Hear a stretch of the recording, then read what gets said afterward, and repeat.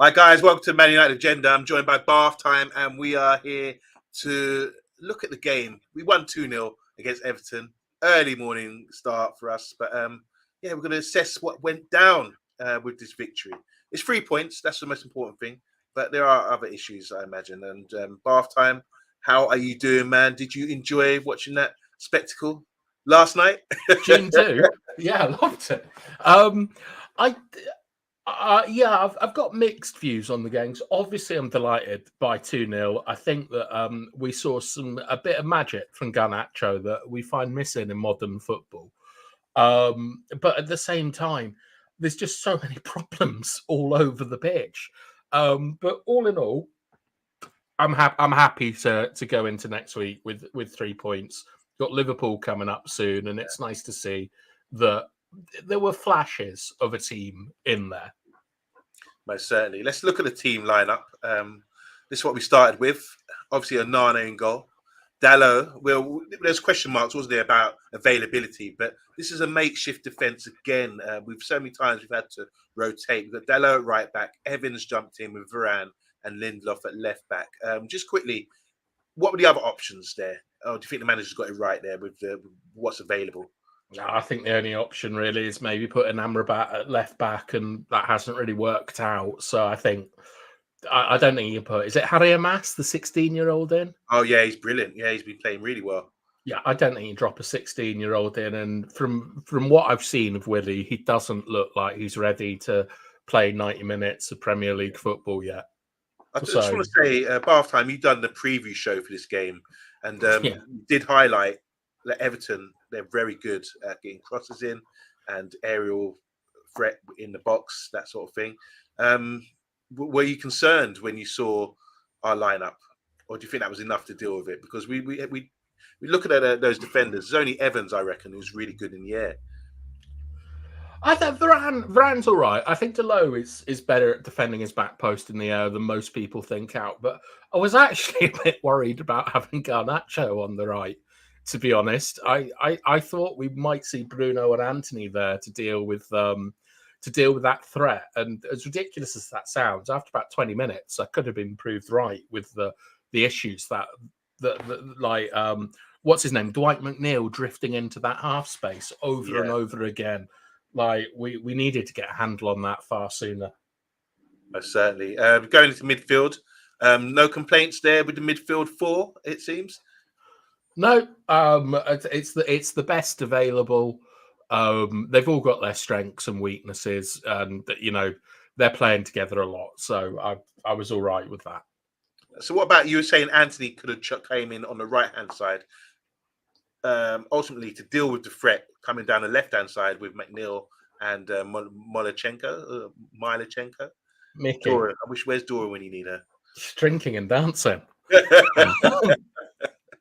Yeah, but we saw. I mean, yeah, I thought that might be a good call to have, and we actually saw a little sort of snapshot of that towards the end of the second half, where I can't remember who it was. It might have been Godfrey or someone.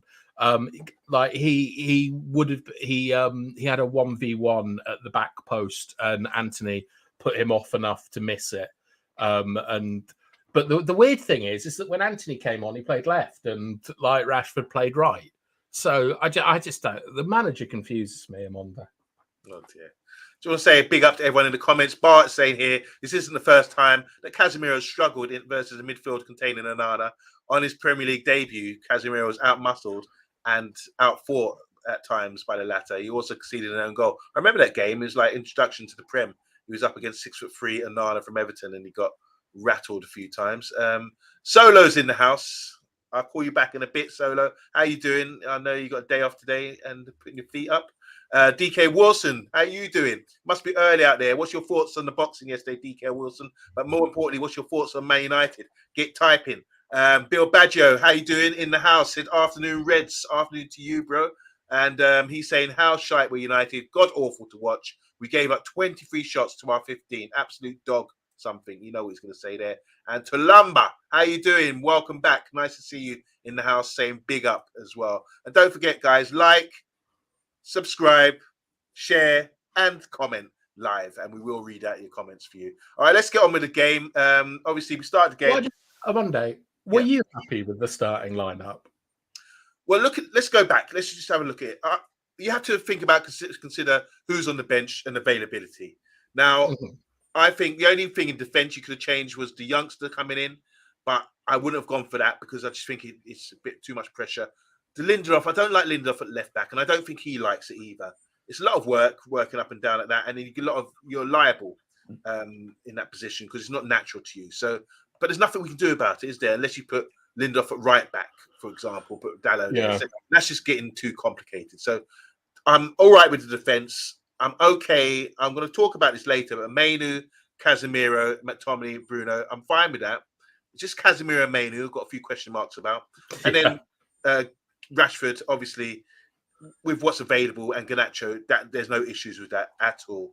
But Kieran, how you doing, Kieran? He's saying, my thoughts on these players, average. We can't even pass the ball out there. It's gutless as well. So I think, yeah, despite the win, people are a bit disappointed. But I'm with you, Bath Time. I think that's a fair starting lineup. So let's get into this. So I think they started pretty well, Everton. They were all on us. And everything you've highlighted in the eye test about giving up that space in the middle of the park, I think Sean Dyche must have been watching because he was really trying to target us in those areas. And they were getting a lot of space. And I think Casemiro is getting a lot of stick from Bart there, but I do feel that he's kind of isolated there. There's no one helping him out, which is really a real big problem going forward.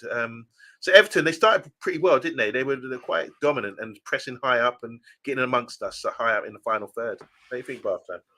Yeah, I mean, I think what they were doing is that they were targeting Garnacho a little bit, where they would double team him with Mickey and Dwight McNeil. And what would happen is that McNeil would start, and he would go and deliberately get picked up by Garnacho, and then the Mickey guy would get on the outside, and Dwight York would come inside, leaving Dwight McNeil. Dwight McNeil, sorry. Yeah. There's a lot of difficult names here. So McNeil would then drift into a pocket, and Anana and Decore were being picked up by Casemiro and Mainu. So he was completely free, and they were those Everton pivots were splitting and just allowing this gap in the middle, very similar to the one Bentancur scored from against us for Spurs. Yeah. And I felt that it either needed. I think that everyone knows this, but I think we had to get more compact against it and deny that space in the middle. But we seem to be so scared of crosses into the box that we were really, really wide and allowing them to play through, and they're picking space up in between the lines. And the worrying thing on Monday is that neither the players nor the manager reacted to this, and they let it go on for 25, 30 minutes, which I'm not a fan of at all. Well, after 9 minutes, we got a bit of a blight because we scored a goal. It's a penalty, and it's Garnacho got tripped up by driving forwards and quick feet against Tarkowski, who's their big, strong centre back. Well played by Garnacho. To cut it in and out. I think once the ball's in the area, you have to be really mindful about what to do. Sometimes just stand people up. There's no need to put your foot in, especially at that sort of level. They're trained to do that. So it was a penalty. There's no disputing the penalty, no? No, it's a clear penalty, and it shows what United can do, because I'll have to watch it again, but I'm not completely sure what Garnacho was doing out on the left wing, as he's meant to be the right winger. But if I remember the sequence correctly, we actually finally got the ball from back to middle. And then McTominay played a very simple ball out to Rashford, played a very simple ball to Garnacho, and Garnacho was 1v1. And I think that when I watched the game today, it's the lack of simple balls being played that is killing us. Like Bruno's trying to do Trivela passes. I have no idea what Casemiro is up to. Like, I know it's a 12:30 and that man loves a breakfast, but I don't understand. Like, he was so bad for half an hour. Like, and it's not always the player's fault when you think his passing is bad. Like, sometimes it's about the people around you not giving you the easy option. And I'll look back at it again, but that's such a worrying performance from those two pivot players today, and Casemiro and Mainu for me. Yeah, I totally agree. Let's talk about the penalty, though. Clear penalty, no argument about that, guys. And it was Bruno who stepped up and scored this after 12 minutes. Wow, Bruno and penalties. How do you take penalties, bath time? Do you ever take penalties? What's the art of penalty? Because Bruno seems to have a good penalty conversion rate. Don't change your mind. Is the art of a penalty is pick a spot and don't change your mind during the run up. Like Bruno and Rashford are players that watch the goalkeeper and wait for them to make a move. And I think that gives I'm not telling them how to take penalties, by the way, but I think that gives the onus. I think that gives the power to the goalkeeper. And Pickford nearly saved Bruno's pen, but when just pick somewhere and hit it with precision and power. Yeah. And that's all you really need to do. But sometimes the goalkeeper is looking to sort of read where you're going to play it. And I want to give credit to Pickford because he was very vocal. As you know, he's a vocal goalkeeper. And he said, which was caught up by the TV camera, he said, "Oi, Bruno, which side?" Yeah, that's funny, wasn't it? Yeah, that was brilliant. And he did go to the right side. He did go to the right side. He almost got there.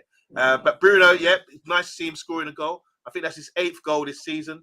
So fair play to him. He's starting to deliver, and in that sort of position, that's the sort of numbers you'd want at this stage of the season with 11 games to go. So yeah, happy with that. And Garnacho, you can see behind him, looking to pick up any pieces as you do. I'm really confident when Bruno steps up. I just think he's got that air of extreme confidence and measured player, and he's gonna try, like you said, with the art of sending the keeper the wrong way is brilliant. I thought when he said to Bruno, "Which way are you going?" I thought Bruno would change his mind and go down the middle, and to Pickford to stay there. So there's a lot of mind games going on there. This is why I say just pick a side and don't change. Don't get involved in any of this nonsense. Yeah. Like, I always hit it high to a corner and as hard as I can. And obviously it's at a different level, but you do well if you just know where you're gonna hit it. Like, and don't let Pickford get in your head. Like, don't get involved with the keepers. They've got nothing to lose. You've got everything to lose. Just hard on target, pick a side. Bart saying here, what happened to Bruno's goal scoring record? At one point, people said he may become the league's best goal scoring midfielder of all time. Is it to do with a double pivot, as you mentioned before, Bath time? Well, I mean, it was almost a different age, wasn't it? We used to have like McFred, who like everyone derided, but they got us to 2nd and 3rd, which I'd bite your hand off for at the moment. And Bruno sort of had a free role in front, had a free role. Like you had Rashford, Martial, Greenwood, Sancho, whatever, all sort of like wide and central. And Bruno was just able to sort of drift in, pick the spaces he wanted attack. And we also got loads and loads of penalties and stuff like that. So I think that was a kind of a different time now. And with Ten Hag, he's playing a different role. He was in a false 9 today. Didn't do great in the first half. Thought he was a little bit better in the second half. But Bruno, he'll give you drive and he'll give you determination despite all the other stuff that he brings. And I think we could see a return to Bruno scoring and assisting a lot of goals. It's just the team are a bit all over the place at the moment, and if we can just sort of get a style and a system and positions hammered down, I think we'll see the best of Bruno again because he is a very, very good footballer. So even though we went 1-0 up, they were still coming at us, and I think they had a good chance. Garner played a 1-2 with Onana in midfield and had a shot from outside the box, which Onana got to.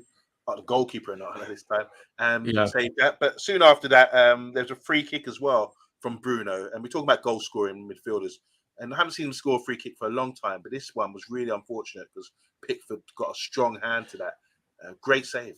I'm not so sure about that. Like, it's a good free kick because it's quite hard and it's on target, but Pickford sees it all the way.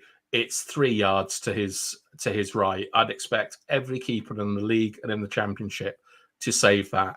Like I think that if you ask Bruno if he's happy with that free kick, it will be one of the things that annoys him most in the match. It was not he got the technique and all that right, but the angle was really, really bad. So Bill Badger saying if we played against Luton today, we would have got spanked. Everton are very poor. They like us are part punching above our weight. DK saying a lackluster performance, but 1 point someone made a couple of days ago somewhere between 12 and 24. And he's also saying here, sorry, thumbs error.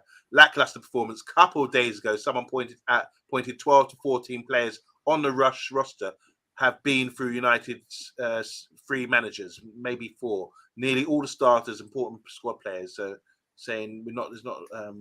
What are you talking about, DK Wilson? I don't understand any of that. Deadwood players that have been there for the last 3-4 managers. McTominay, Rashford, Dalot, all these sort of players. I don't know if I call those 3 Deadwood, but yeah. I wanted Ericsson to come on, a bit of calm. He knows how to keep the ball. Bloody Anthony comes on. That's from Bill Baggio there. And DK Wilson again is saying here, a lot of people were angered by Rangnick. Seems like they don't like the truth, which is excuses. Fans being outraged at everyone, but managers of certain players. What happened? Okay, we touched on that one. And Bart saying here, I like how Man United fans and experts don't call the club the biggest club in the world. The tag is both untrue and unrealistic, as United never were that. Apparently, we're the 5th most financially rich club in the world at the moment or something. So anyway, let's get back to goals. And we made it 2-0 not long after this. And look at the joy. Look at the joy. And he gets a double. One for each bus. Yeah. That's Rashford's temple is Old Trafford. And he's got 2 fingers to the temple here from Dalot after putting away his penalty. Now, what do you think about Bruno not stepping up for the penalty? Is he the penalty taker or is it Rashford? Is that a bit of mind games? Do you think Bruno was a bit psyched out by Pickford? What's your thoughts on this before we talk about the penalty in itself? Look, I always go back to this. When Diego Forlan was in bad run of form almost 20 years ago, we got a penalty in a game that we'd won in the European Cup. And I can't remember who it was. I think Rude, bizarrely, might have said, Diego, you come and take this. And Keane came out and said, absolutely not. This is cheating. You're the penalty taker. You take it. And I like that because I'm a penalty taker and I don't want to be giving out my meager goals to other players. Yeah. But I think it's indulgent. Or I think that we're indulging Rashford a bit too much in these situations. We don't know what's going on behind the scenes and things like that. We know that there's icy relations between him and Ten Hag. So I'm not quite sure how pleased Ten Hag will be that Bruno is indulging him. But it could be lots of things. It could be like, look, we don't care. You went and got pissed up in Belfast. It could be like, let's get your confidence going. It could be good leadership. But personally, I think that if Bruno is the penalty taker, Rashford's got to score his goals from open play. Right. Fair enough.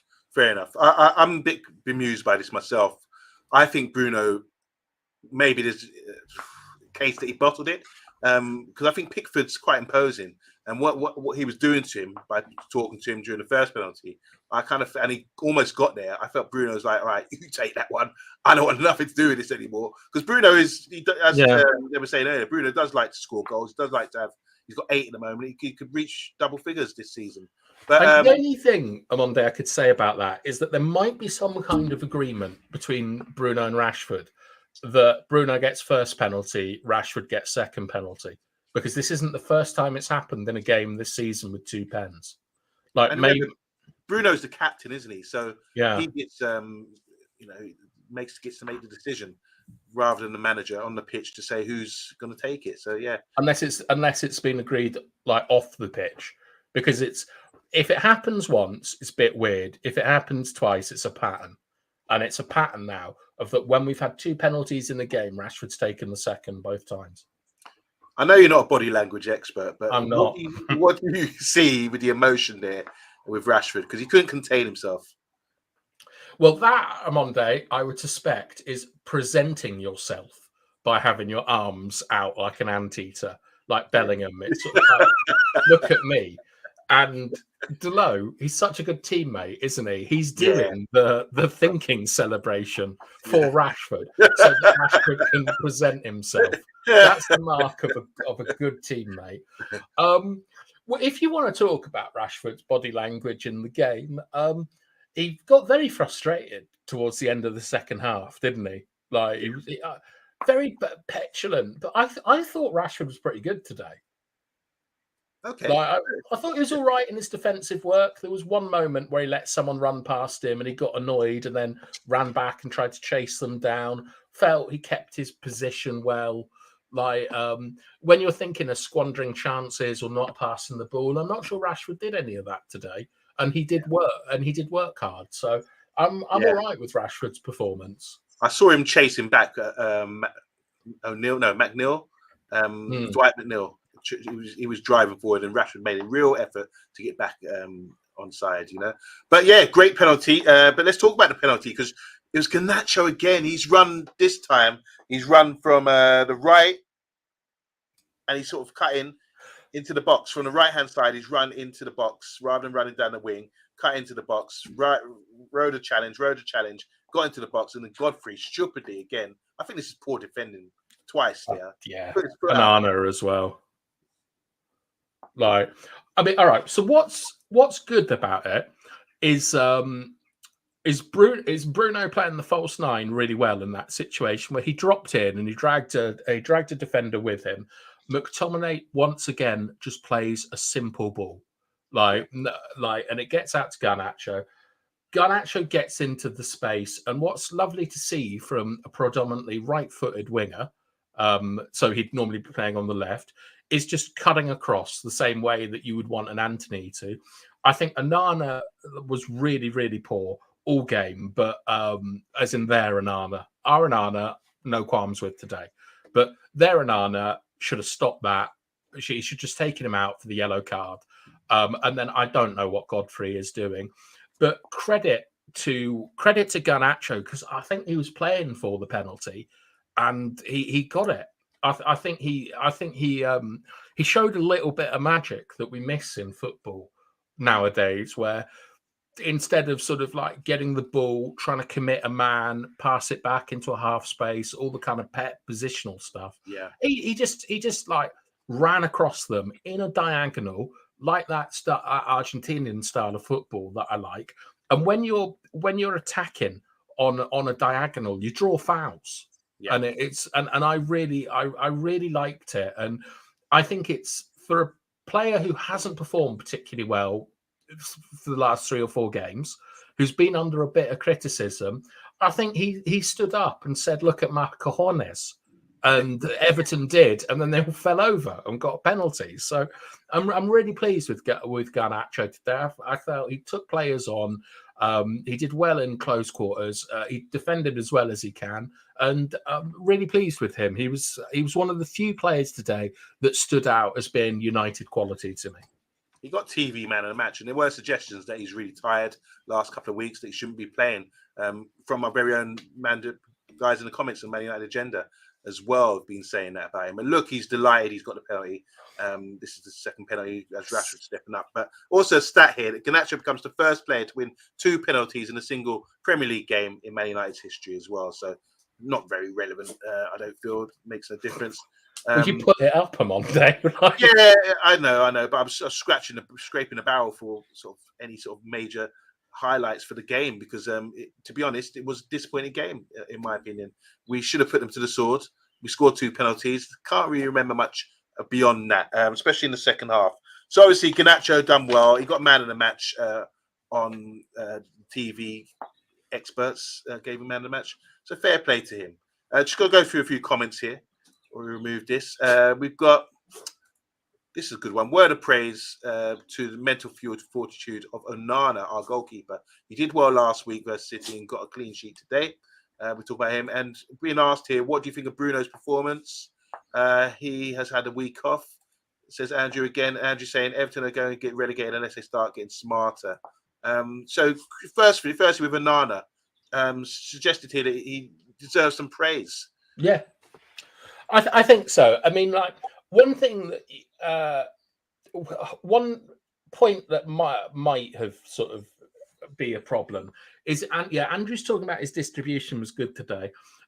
We didn't get the ball out of the back very well at any point during the game, and Onana's part of that. So when I look at it again, maybe he's at fault there, but I thought he claimed crosses, which was a great help to our defence. He made the saves when he needed to. He was calm. He had one slightly dodgy touch, but apart from that, I thought he's really good. And in the second half, when we had less issues getting out of the press, I thought that he in particular like stood out. And it's really, really like encouraging that after a tough period, Onana is beginning to sort of like you're beginning to see more consistency and quality from him. So I'm really happy with him. Yeah, I second that. You've got to give credit where it's due.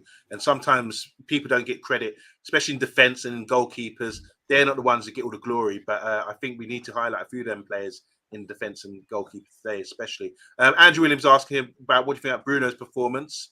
I don't know where you go with that. I think Bruno played all right. But what do you think, Bath Time? I mean, he was playing in a different role today, wasn't he? Yeah, I really didn't like him first half. Like, I felt that he had dropped too deep. He was getting in people's way. He wasn't creating the right angles, and he was giving the ball away too much. I was really disappointed with him in the first half. In the second half, I thought he did much better. I think that he's still a bit too erratic with his pass selection.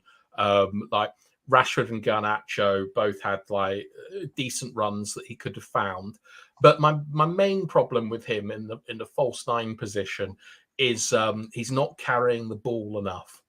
Like when we get the ball, it's instantly hit it out wide and let's go and score a goal. Fantastic. But sometimes when you've got the space in front of you and they're dropping off and you've got an advantage, get your team up the pitch so we can pin them in. And you do that with ball carries. And it's something that I've noticed in recent weeks from Bruno is when the space is there, like when you see space, right, and you dribble into it or you carry into it, the Like point Garnacho. is, the point is you're attracting a man and that's freeing up space somewhere else. So when you get the ball in those situations, you look up, you see if there's a percentage pass that you can play, and if not, you carry it until the opportunity presents itself. Like that's a basic of attacking midfield play, and Bruno doesn't do that.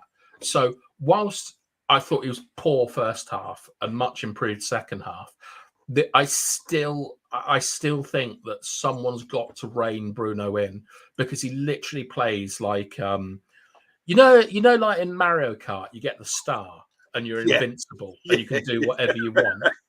That's how Bruno plays football. Brilliant. Like, It doesn't last long, that star, does it? It's only No. a few 10 seconds or so.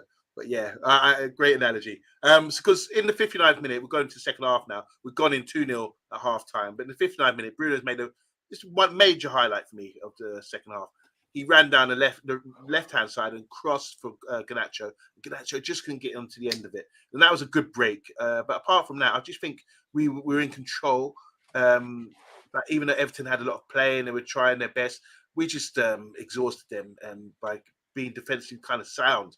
And they didn't score a goal. It's another clean sheet. Not much for me to talk about in the second half, to be honest. I haven't really made any notes, only substitutions. So I want to just touch on a few things with you, Bath Time. Yeah. A few discussion points from me, from what I've noticed today. Mm-hmm. And one of them is this. Yeah. So I think we're on the same page on this one. So it's a progress report. And I made this image. This is from today's game. If you look at the size of Onana, this is a Premiership midfielder. We mentioned before that McTominay's 6'3", Onana's 6'3", big, strong, strapping lads. And there's Kobe. He's doing his best, knows how to shield the ball and getting away. Get his body in front of the ball, which is really smart play from him. I'm not disputing Kobe. I love the guy. I think he's amazing technically, doing a great job. But the question I'm asking here, which is a question mark for me as well, is Mainu strong and fast enough for the Premier League? And will he be a first-team starter for the future? So I'm saying this because today I've seen him get eaten up. There was played down the right. He stalled, and then the big defender, left-footed defender, came across and munched him. And he was getting munched a couple of times. And I felt he's going to have to play football to get out of situations, but he hasn't got the running power, I felt sometimes, in this game against these big units. Now, what's your progress report on this young Kobe? Because this is breakout season. I'm giving a strong yes to both of these. He is strong and fast enough for the Premier League, and he will be a first-team starter for the future. My issue is the position that he's playing.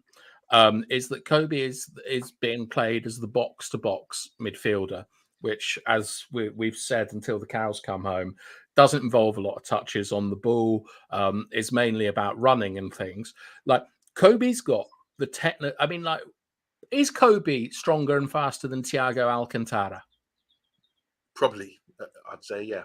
Yeah, like Thiago is one of. I know he plays for Liverpool. We all hate him. One of my favourite players in the Premier League, even though he's constantly injured. I just when you look at a number 6, you think, how can you defend that man? Kobe will be perfectly fine as long as he's got people around that can cover his deficiencies and can also offer him like passing angles. I think the question you're asking is Manu strong and fast enough for Ten Hag football? And the answer to that, I think, is no, because there's too much space for him to cover in a team this wide. Yeah. So I think, like, if Kobe is probably the one player you can drop into Arsenal and Man City, and he'd have a competitive chance of getting in their first team. So yeah, I think he's got everything you need. But what we're asking him to do is cover space and win duels against man monsters like Onana, who, apart from against Kobe, he was absolutely battered from pillar to post, I thought today, Onana by McTominay, and in the second half by Casemiro. But he was a bit naughty, Onana, because what he did is he did the Steven Gerrard move of attaching himself to the weakest physical midfielder and trying to bully them. And Steven that was Gerrard did that, did That's he? what Steven Gerrard. That's exactly what Steven Gerrard used to do. He used to try and find the weakest midfielder and just bully them. Wow, I've never really studied that, but yeah, I go with that. So, talk Onana. You're saying he will be there in the future, despite new ownership.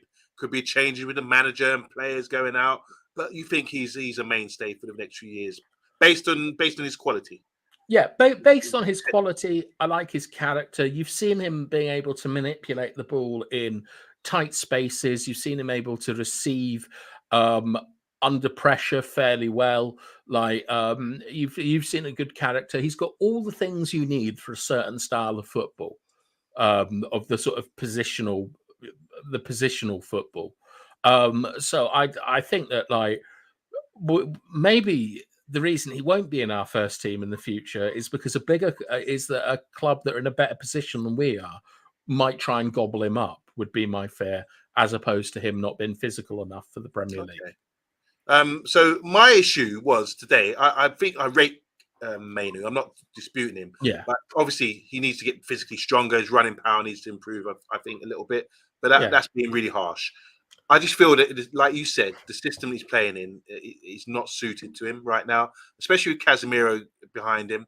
I feel that Casemiro is not the support player that we need to get the best out of Mainu and the other number 8, if that's the system we're playing.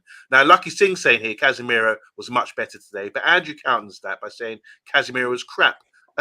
Where are we with Casemiro today, his performance? Oh, he was, look, Lucky Singh. I know, I love you, Lucky Singh. You're genuinely one of my favourite commentators. Casemiro was bloody dreadful in the first half. Like, there was a player once who convinced Graham Souness that, like, George Ware was his cousin or something. And they put him on. Yeah, they put him on for 10 minutes and then took him off. Yeah. And apparently that guy went on to have a professional football career. But Casemiro looked like an impression or something of a footballer in the first half. His passing was diabolical. His positioning was poor. He improved a lot in the second half, but it was difficult to go lower. But even in the second half, he's still sliding about, putting the team under pressure. He won a couple of duels which were important, and he didn't get involved on the ball very much, Right. which wasn't great. But I think that we're really sort of seeing the end of Casemiro at Manchester United now. He's a great character. He's got a wonderful CV, but it's very clear that when you say is Mane strong and fast enough for the Premier League, I think the real question is Casemiro strong and fast enough for the Right. Premier League, because I've always had doubts on him, and they're just stronger every game I see. So Andrew Williams is giving you like a player rating here. We're going to come to that, but he's put Casemiro as a 3, which if 5 is an average, that must mean poor or flipping poor. I don't know how you categorize that. And Bill Badger is giving him an average 5 as well. We'll come to that in a sec. But just another player I want to touch on. Just a couple of questions I want to ask about this guy. Progress report. How did you rate his performance today and over the season so far? And should he be offered a new contract? So I'll just start with this. I just think, as a defender, I was a bit concerned after your preview show. Go and watch that, guys, where you highlighted Everton will be getting crosses in, the aerial power as well, and we needed defenders there that could clear their lines and win headers. Evans today performed.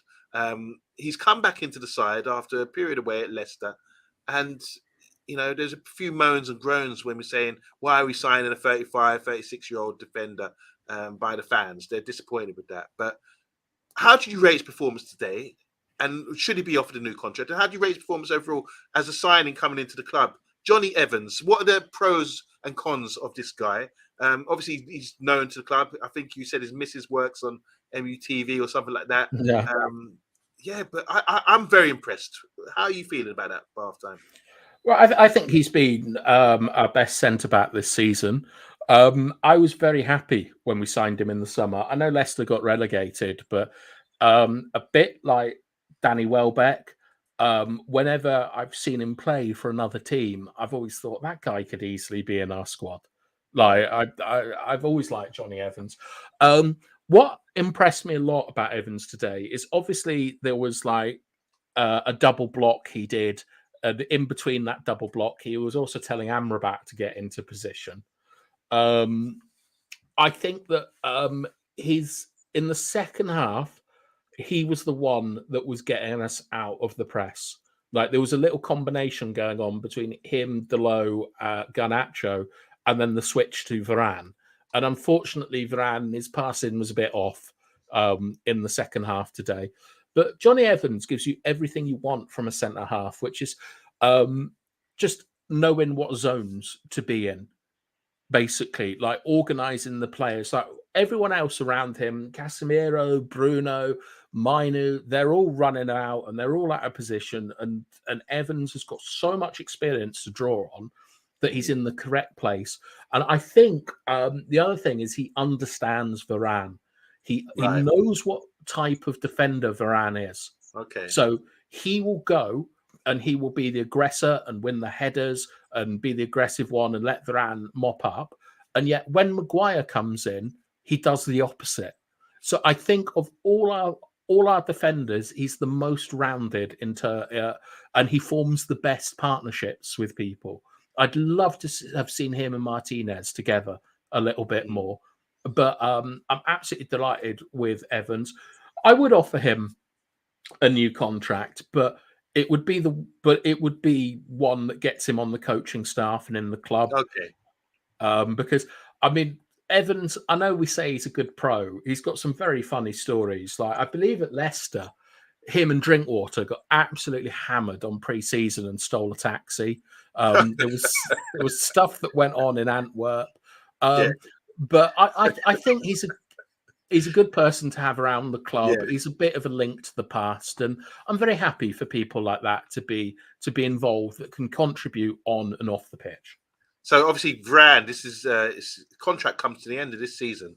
So Evans, I think it's a sure shot. He should be offered a new contract. And you earn things by merit, don't you? On merit. And I think based on merit alone this season, he's been fantastic. I don't think he would have come in thinking he would have had this many games. We've had a lot of injuries, but he's come in and he's really been assured. Passing range is good, wins his headers, great leader, like you say, and probably a great guy to have around with experience. knowledge of the club, understanding of the club, and keeping people in line as well. What a professional. I want to say, take a bow, Johnny Evans. Let's just talk about the match stats today. Is anything you can read from this?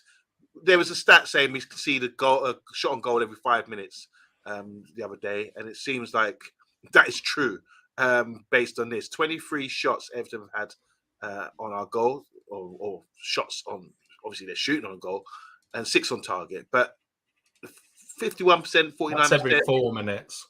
Is it 4 minutes now? Nah, yeah, that 23 shots over 90 is about 4. Okay, so the average over the season, I mean, it's like 4 to 5 minutes then. And they had a lot of corners, Everton, so they're really forcing the play.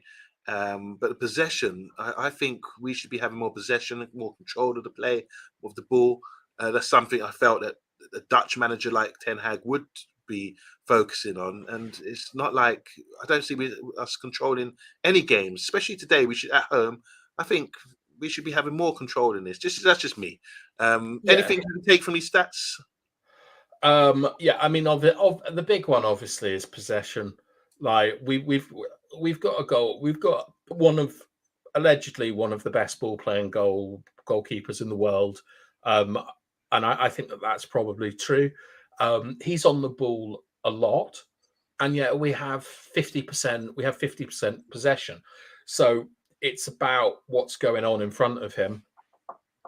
I think on Monday for the eye test we're going to do stuff about spacing, like sort of and second phase play, because what United's kind of problem is I referred to it earlier when I was talking about Bruno not carrying the ball, is we don't squeeze teams the same way the top teams do, which is playing. It's not even so much playing a high line. It's about the distance in between the midfield, the attacker, and the striker.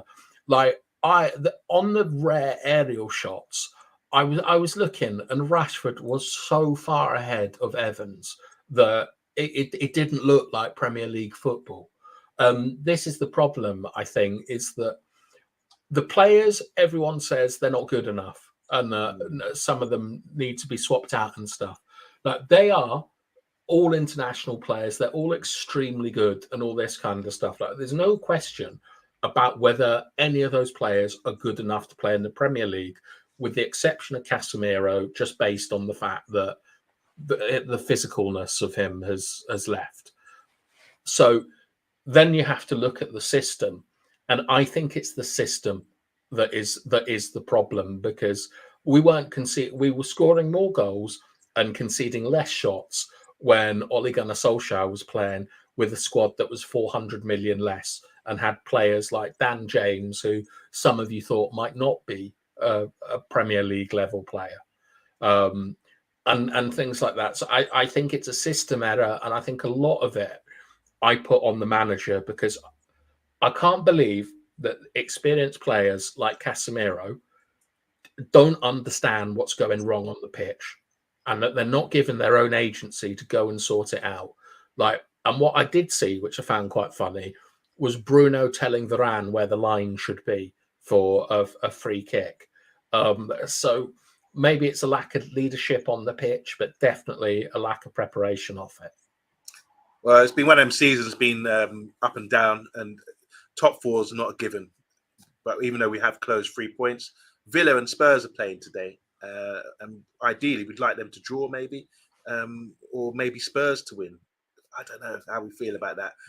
Are you thinking top four still, or is giving up on that? No, our only chance is top 5 if the English clubs do well in Europe. Yeah. I mean, with Spurs, I think they have to draw 1 and lose 3 before we're touching them, and that seems quite an ask. We've got both Liverpool and Arsenal coming up. I think we have, as a football club, we have to be in Europe. Our club is built on Europe. We've got to be in Europe. So I think, unfortunately, like the start of any manager since Fergie, got to make sure that we're in the Europa League. Okay, there we go. Big up to Lucky Sim. Big up to Andrew Williams getting nagged to go shopping with the missus. And big up to everyone else who's tuned in today. and contributed. Bill Badger, have a lovely weekend. Andrew Williams, obviously going shopping right now. We've got Stephanie Griffiths. Thanks again. She's come in, and she's usually telling her people to press the like button. 36 of you watching right now. If you don't mind, make sure you like, subscribe, share, and comment. Thanks for the graphics, Mr. B. What's the plans for the rest of the weekend for you, bath time, after watching Night of Boxing last night?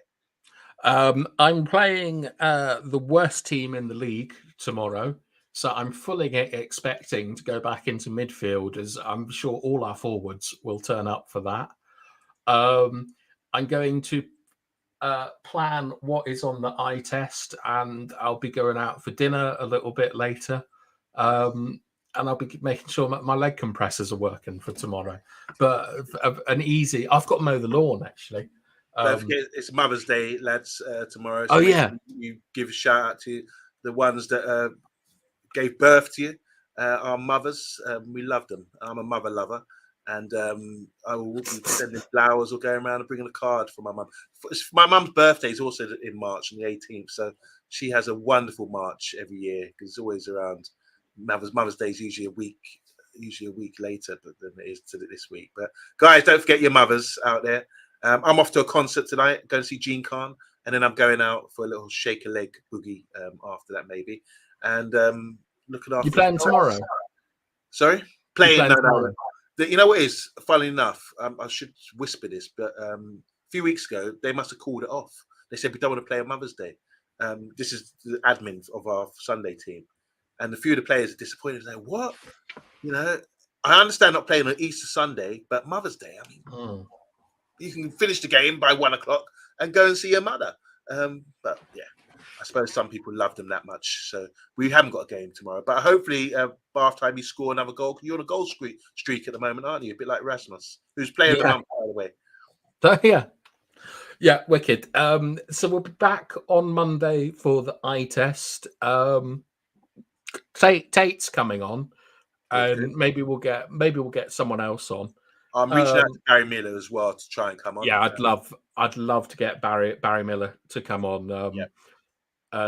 Which let us know in the comments if you think, like, if you want a sort of ex-professional footballer on it, because I always sort of think that for people in the comments that can be a little bit intimidating, where if you say this person should do this and then a professional footballer says, well, actually no. Because there's not really much you can say to that, and I want people to sort of like be able to express their ideas freely. But Barry's a lovely guy, and he's not gonna call anyone out except for a Monday, to be honest. Yeah, he does rip me a lot. Doesn't end. Anyway, guys, thanks bath time. Thanks, guys, in the comments. We'll be back obviously on Monday for the eye test, where we look at this Everton game in more detail, and fine-tune what the issues are. So enjoy the rest of the weekend. Don't forget Mother's Day, and we're out, guys. See you later.